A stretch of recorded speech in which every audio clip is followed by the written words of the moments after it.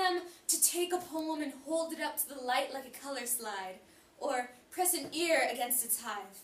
I say, drop a mouse into a poem and watch him probe his way out, or walk inside the poem's room and feel the walls for a light switch. I want them to water ski across the surface of a poem, waving at the author's name on the shore. But all they want to do is tie the poem to a chair with rope and torture a confession out of it. They begin beating it with a hose to find out what it really means. Where is the meaning of poetry? Opinions swarm over how we as readers should read and analyze poems. The right ways, the slighted ways, and the ultimately wrong ways, as seen in Billy Collins' poem, An Introduction to Poetry. In this program, I will take you through the opinions on how we as readers should look at poetry. You're a Poem Man, by Edward Luders. Unless there's one thing seen suddenly against another, a parsnip sprouting for a president, or hailstones melting in an ashtray, nothing really happens.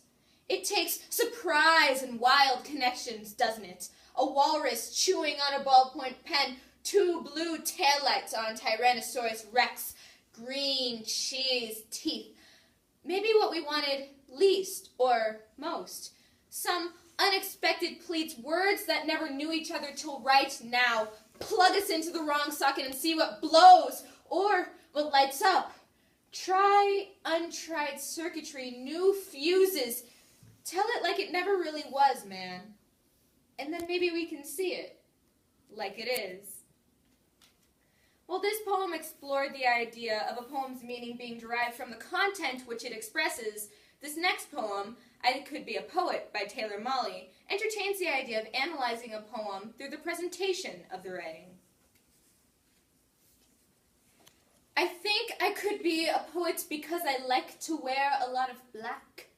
And I can think of incongruous images like a Marxist with a trust fund, a Porsche pulling a U-Haul, a lobster man in Birkenstocks sipping a cappuccino with his pinky pointed toward the sky.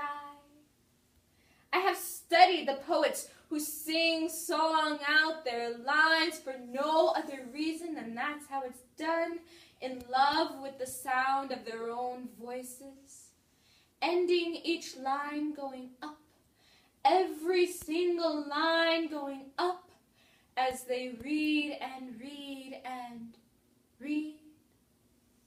See, declarative sentences that in prose would go down in poetry seem to go up, as if it adds some hidden meaning. I know what I'm talking about, and you should too.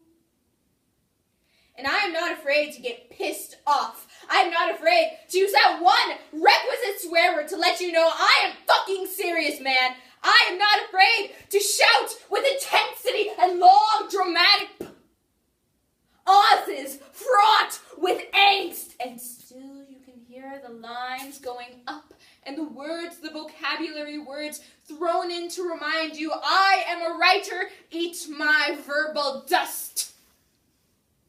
And then the end, spoken softly, hauntingly tender, though not devoid of irony, ending abruptly as if there is more. While these last two poems attempted to draw meaning out of poetry through intertextual means, Charles Bukowski, in his poem, So You Want to Be a Writer, simplifies the analytical ideas back down to the 27 letters arranged into words, sentences, and stanzas. This is what we immediately see on a page, what truly gives the meaning to poetry. If it doesn't come bursting out of you in spite of everything, don't do it. Unless it comes unasked out of your heart and your mind and your mouth and your gut, don't do it. If you have to sit for hours staring at your computer screen or hunched over your typewriter searching for words, don't do it. If you have to sit there and write it again and again, don't do it. If you're trying to write like somebody else, forget about it. If you have to wait for it to roar out of you, then wait patiently. If it never does roar out of you, do something else. If you first have to read it to your wife or your girlfriend or your boyfriend or your parents or to anybody at all, you're not ready.